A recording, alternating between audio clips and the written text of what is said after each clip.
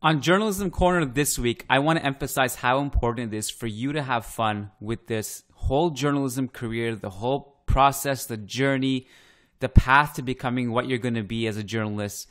It's supposed to be really, really fun, and I want you to really, really enjoy it. But I also want you to balance it with hard work, with grinding through very difficult nights, grinding through difficult challenges, and making sure you're leveling up on the path to becoming a journalist. And understand that the process actually doesn't really end. There is no set point where you're like, okay, I've made it. This is where I am. This is where I'll be. If that's what you have in mind, then maybe you need to be a little bit more ambitious. But also, at the same time, I would say enjoy the process and enjoy the journey. In previous Journalism Corners, you've heard me talk about, the fact that I once set a goal to sit press row at the Bernabeu. And I remember getting there and how awesome it was to finally sit there. And it only actually took me a few months after setting that goal. It wasn't as difficult as I thought it would be. But the point is that I just made a plan and I executed it.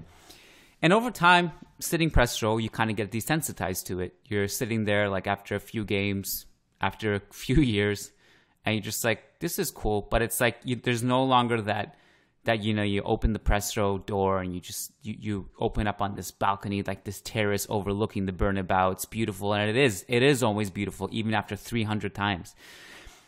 But you get desensitized to it a little bit. You're not maybe looking around like a child, like this giddy puppy, so excited to take it in all the time. And it doesn't mean that it's no longer fun. It just means that you have to keep in mind, like, okay, so how can I maintain this feeling of excitement and fun throughout my whole life? I think you may have heard me say in podcasts, I've talked about this a little bit more in the Churros y Tácticas podcast, but the idea that I don't think I reached my peak yet, and I'm 33 right now. If I really had to guess, just given the fact that every year has been better than the last, my health has been better every year. My career has been better every year. The fact that I get to enjoy my children being older every year and being a little bit more interactive and their personalities developing, every year has been better than the previous one. So if I had to guess, my peak will be around maybe 55 or 60. And the reason I say that is because I'm learning more now than I ever have, and I will never stop learning. I will be leveling up. The plan is to just keep executing, right? So there is no set destination necessarily.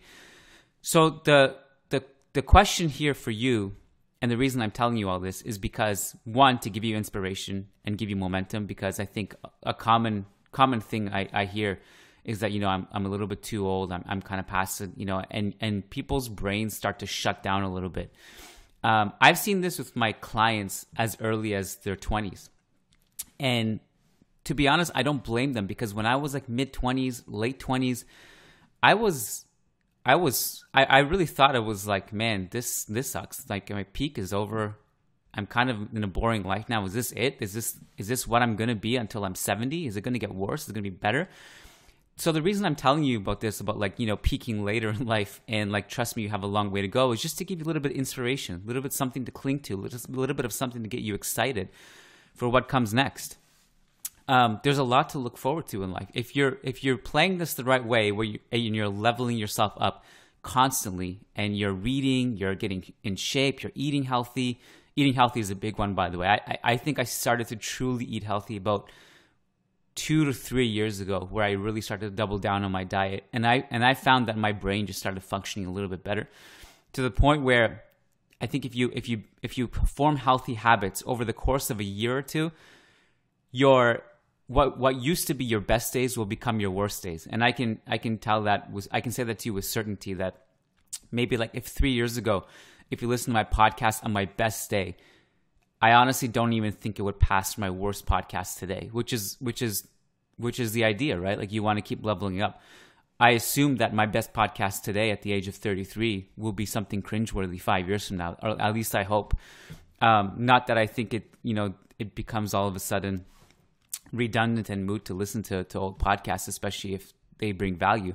The point is that you should be leveling up constantly, right? So don't worry about your age so much, okay? So that's the first thing. The second thing is, you've heard me talk a lot about like, journalism should be fun. I assume the reason you're listening to this and the reason you're getting into journalism is because you love the idea of talking about sports, and furthermore, you love the idea about talking about Real Madrid or whatever team you support. You love the idea about talking about sports in a bar with your friends, and the idea of getting paid to do something you're already doing and you love doing sounds amazing, right? That's why you should be doing it, to have fun. And that's why our podcasts are very informal. They're very long-winded, because that's kind of, we take our time with it. We do it how we would talk about it in a bar or in a setting where we're like breaking the game down. We don't have anyone telling us what to do. We just analyze the game, and we have fun with it, right? It's a lot of fun. We're expanding the podcast now. It's a lot of fun. That even reflects in our articles, right? My style of managing our writers, and it's not, even calling it managing is a little bit too far. I'm just the chief editor, right? And all that means is that I have to just make sure there's content on the website, I have to organize the schedule, make sure there's match coverage. What I always make sure to avoid is to tell people, do this, do that, because I want their personalities to shine through in their articles. So if you go to our features and our columns on the website, while there is a structure to it in that, we have planned match coverage, we have to do these post-game quotes, we post the news and stuff like that. At the same time, with columns and features, I let writers do what they want, and I don't dictate what they write about, because I don't want my personality to shine through their articles. I want their personality to shine through their articles. So the gist of it is, my entire philosophy behind this is that everyone needs to have fun. I need to have fun. All the writers need to have fun. All the podcast hosts need to have fun. Castilla Corner, if you listen to that podcast, it's amazing, because it's just three guys, three friends who are just talking like they literally would in the bar. Trust me, I know, because I've done it with them, and I've spoken to them in a bar setting, and I know what it's like to just be around them. And that's them in the podcast form. It's very sincere. It's very real. It's very authentic. Now, here's the thing. As beautiful as that sounds, it does get, like anything in life, there's a point you hit where you're like, okay, well, I'm kind of desensitized to it. So what's next? What's the next thing that I need to spike my emotions and get high off of life? And so there is a point that's why I always say don't have a set destination in mind. I think while I had my destination to sit press row, there was definitely a point where I'm like, okay, what's next? I need something else to spike me.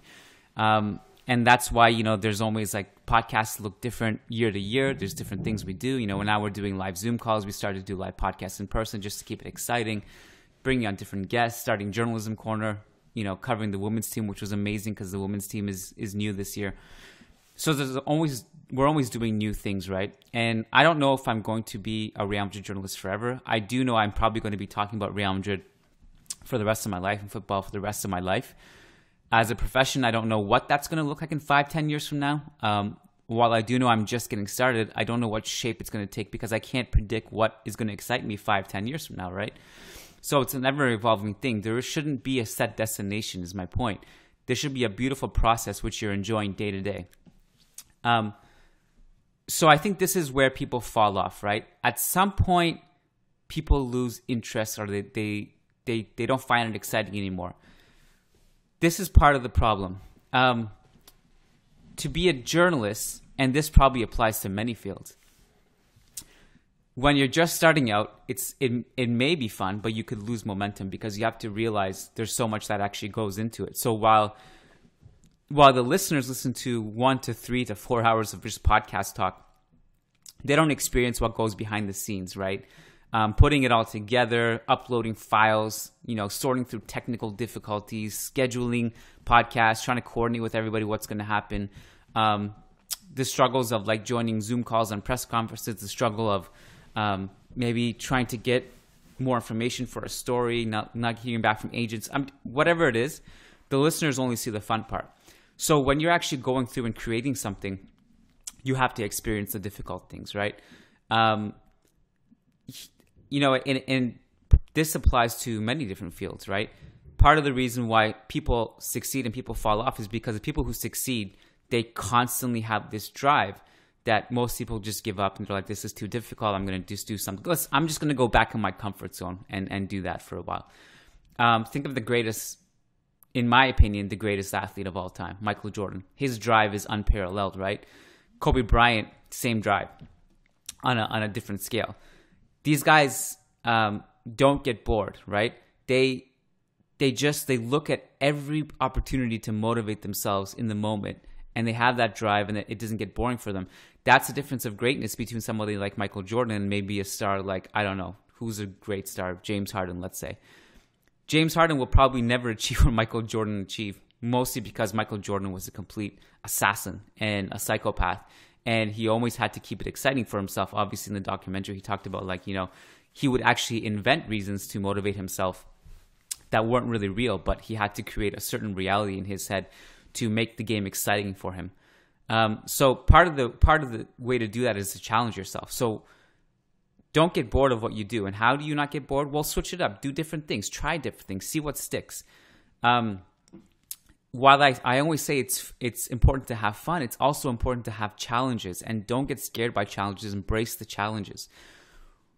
Sometimes I've spoken about this a few times, but immediate reaction. I've done every single immediate reaction for a Real Madrid game over the course of, I don't know, I think it's been 3 or 4 years now. Obviously, I've missed some because, well, if I'm in the hospital and my son is being born, those are two instances where I've definitely missed the immediate reaction. Other times during preseason, or if I'm traveling, I can't make it, or if the Wi-Fi at the stadium isn't great, other people will take it. But generally speaking, I've taken the vast majority of the immediate reactions on managingmadrid.com. So do I enjoy immediate reaction? Absolutely not. If I'm being really honest with you, I hate it. It's very, very difficult. It's very, very challenging to do. It means that I have to start writing it around the minute, I would say 65th minute, and have it published upon the final whistle. And when you're doing that, just think of all the things that make it challenging, right? One is you're under a time crunch. Two, you have no idea what the final score is going to be. Unless it's a really, really easy one to write, like Real Madrid are winning like 5-0 at halftime. It's very clear what's going to happen. It's very difficult to write. Or if it's a preseason game, you don't really care about the outcome. There's less pressure. Now think of the other extreme. Think of, let's say, the most heart-wrenching moments in recent Real Madrid history, like a bloodbath, two-legged tie against Bayern Munich in the Champions League knockout stages. How do you really write that stuff? Like, right, it's, you know, second leg, it's going into extra time. You don't know what the final result's going to be. Real Madrid could get knocked out. Real Madrid could advance, or it could go into extra time. And you're sitting there like an idiot at the 60th minute. Like, how do you even start this? It's extremely challenging. I've also had moments where it's a game that's not as high stake, but it's something like, you know, Real Madrid are up 1-0, and it's like the 95th minute. I'm like, okay, it's safe to press publish. And I press publish, and then Real Madrid have scored in the 96th minute after I press publish. And I'm like, wow. So there's really like, there's no time where it's actually safe. So I have to like go back and edit. Everyone's mad, like, you got the score wrong, right? So if I don't like immediate reaction, why do I keep doing it? Most people would say, well, you're just stupid for doing something you don't like. If you don't like doing it, then stop doing it. There's a reason why I do it. It's because I have to challenge myself. The reason I do it is because I want challenges in my life, right? I want, and I tell this to my clients all the time, accept things you don't want to do, because you experience something difficult and it makes you level up, right? So that teaches you, for example, how to work under a time crunch, how to meet deadlines. It also teaches you how to do high volume writing in a very short amount of time. It trains your brain. So while I don't enjoy it, after 3 years of doing this, my brain connects to my fingers and I just write without overthinking it.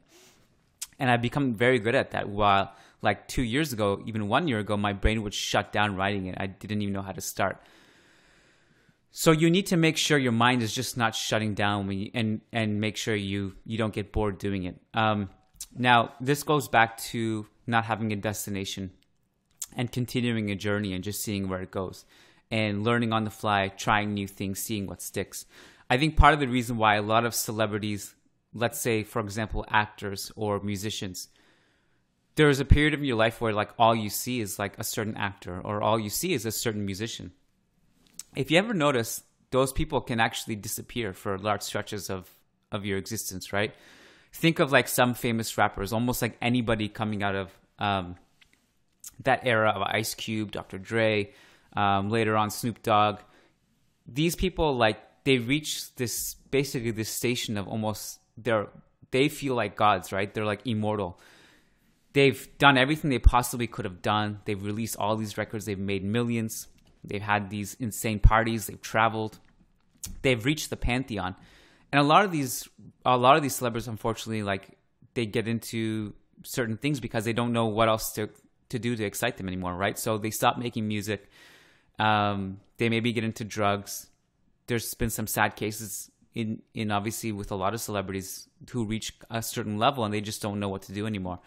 And they don't know what to do, so they kind of fall off and they get into the wrong habits.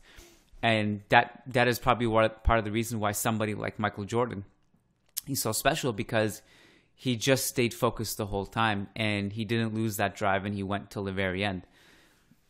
And so I would say, like, you often don't know this, but the best part of your life may actually be the journey itself, not the destination, right? It's very cliche to say, but I think if you talk to a lot of these people, a lot of these successful people, they will tell you the journey, the part where I was like sleeping on couches, where I was like, you know, trying to get by every week, not knowing what I was going to eat that night, couch surfing, traveling with no money, just having a suitcase, or when I was just playing with a chip on my shoulder.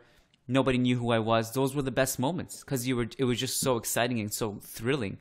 Then you reach a certain point like, well, now what, right? And so now you're living in this comfortable life and it's not as exhilarating anymore. So how do you keep yourself going? You just have to keep yourself excited, right? Continue that drive. Part of the reason I do the immediate reaction is for that reason, to feel that rush, feel that challenge.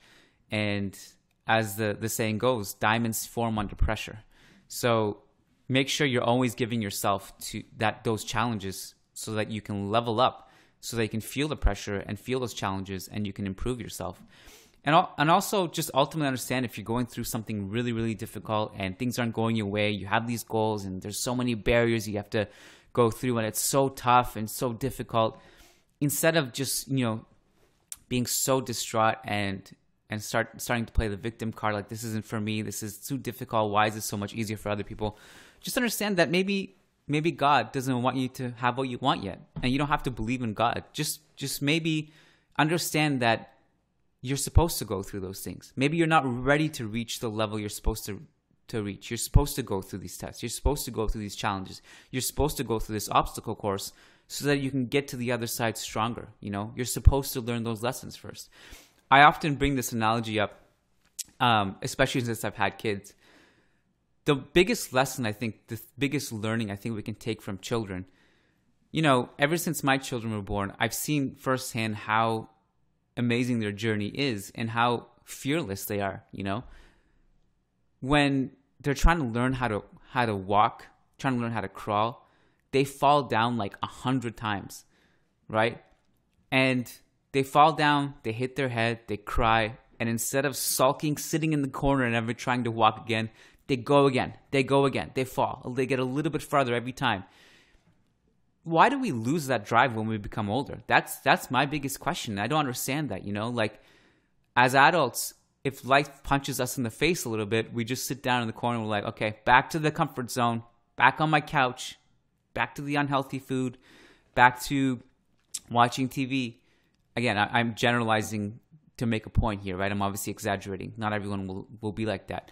But the point is, I think far too often as adults, we take shelter in our comfort zone because life punches us in the face a few times. I think we should learn from children. Just get back up and try again. You think children are just going to go back in their comfort zone? No, they're fearless. They go again. They get a little bit older after they start walking. They go on the playground. They try to climb things. They fall down. They go back up. They don't sit there and start sulking. They may cry initially when they feel the shock, but then they get back and they go again, right? So I think we should learn from that. I bring that analogy into play mostly because now that I'm a father, I've seen that firsthand, and I can say that, like, it was actually really inspiring to see my children go through that and see their drive, and I hope that they continue that drive as they get older. You know, and I would say just find your challenges and address it, right? So it's hard for me to put a blanket statement on this segment and tell you to do exactly what you need to do. Everyone is different. They need to hear different things at different points in their lives. And everyone's challenges will be different. Everyone's source of entertainment will be different. for me, one of the things that I needed to remind myself constantly is how to keep the podcast entertaining. Because naturally I'm an introvert and I'm a bit of a nerdy guy. So what I realized quickly, I think, when I first started the podcast is that, because I would go back and listen to the podcast to see what I need to improve on. And I think one of my biggest takeaways was that it was just too boring and it was too nerdy. And not that there's anything wrong with it, but I needed to learn how to get out of my shell a little bit and make the podcast more entertaining, because I didn't want people to listen to the podcast on their way to work and listen to a boring podcast. I didn't want it to be Wikipedia, but the audio format where it's just information. I wanted people to feel happy when they listen to the podcast. I wanted them to arrive to work with a smile on their face, or maybe laughing while they're driving, listening to a few jokes during the podcast, like peppered into this football analysis. So I needed to train myself to be more interesting and more exciting and more extroverted for these podcasts. That was my biggest challenge, and I'm still working on that challenge today. And part of the ways I had to fix that was I needed to go out more. I needed to expand my social circle. I needed to have that in real life too, so that so you could feel the congruency on the podcast, that it wasn't just made up, it wasn't just a gimmick, that I actually was able to become a more entertaining and more interesting person. Again, it's still a work in progress, but that was one of my challenges. Somebody else's challenges may be different. Maybe somebody else's challenges will be that they're way too much out there. Maybe they need to dial it back a little bit, right? So everyone's challenges will be different. Whatever it is, embrace the challenge, and don't think just because I said journalism should be fun is that not every single part of it should be fun. That there has to be challenges in there, right? There has to be, right? The very first Journalism Corner was about embracing fear, and that fear is actually a good thing. And that if you see fear, you should actually run towards it, unless it's like a very biological fear. It's like, do not run towards the lion, the hungry lion, or the tiger who's about to rip your neck off. But if it's like a social setting where, it's a bit scary, or if it's like, you need to do a live podcast in front of, like, let's say 50 people, embrace it. Be like, this is a good fear. I got to try it. And then you do it once. You're like, oh, that wasn't so bad. I'm still alive. You touch your limbs. You're like, you still have all your limbs. Your head's still on your shoulders. You're still alive. And you're like, oh, that wasn't so bad. And then you do it again. You do it again. You become desensitized to it. So embrace those challenges. And understand that, you're going to get better. I think a common phenomena that I've actually experienced, not only with my work, but also other people's work. I don't know if you guys have noticed this, but the best part of a podcast or the best part of an article is actually towards the end. So a lot of people, and maybe you've done this before, maybe you've listened to a podcast and at first it's a little bit boring. If you stick through it, actually, like, the peak of the podcast, or the best part of it, I'd say it was about maybe 3/4 of the way in, where it's like everyone starts to finally loosen up. They start to get out of their heads a little bit. It flows. The analysis becomes actually better. I've noticed this a lot, not only with my work, but also other people's work. Likewise, you might actually notice that with an article, because I think part of the problem is one of the reasons writer's block exists is because you can't get out of your head, right? And so the first few sentences or the first few paragraphs may just be a way of the writer just writing something down for the sake of it, because they need to get out of their head a little bit. And then you'll notice, like, maybe 3/4 of the way into the article, like, bam, it really hits you. Unfortunately, people's attention spans don't always last to go 75% into an article and 75% of the podcast. So the challenge is always to suck people in from the beginning, right? But it's a common phenomenon, but I think it also applies to life when you zoom out, right? When you're first starting out, you haven't reached your peak yet. But if you stick with it, you get into it, you get out of your head, you start to peak. And you just gotta grind through it sometimes. Okay? That's the point. So have fun with it, but embrace the challenges and embrace fear. Level up. Don't give up. Keep it exciting. And good luck. And if you want to work with me, reach out to me. Kiyan at KiyanSobhani.com. Hope you enjoyed this segment. And take care.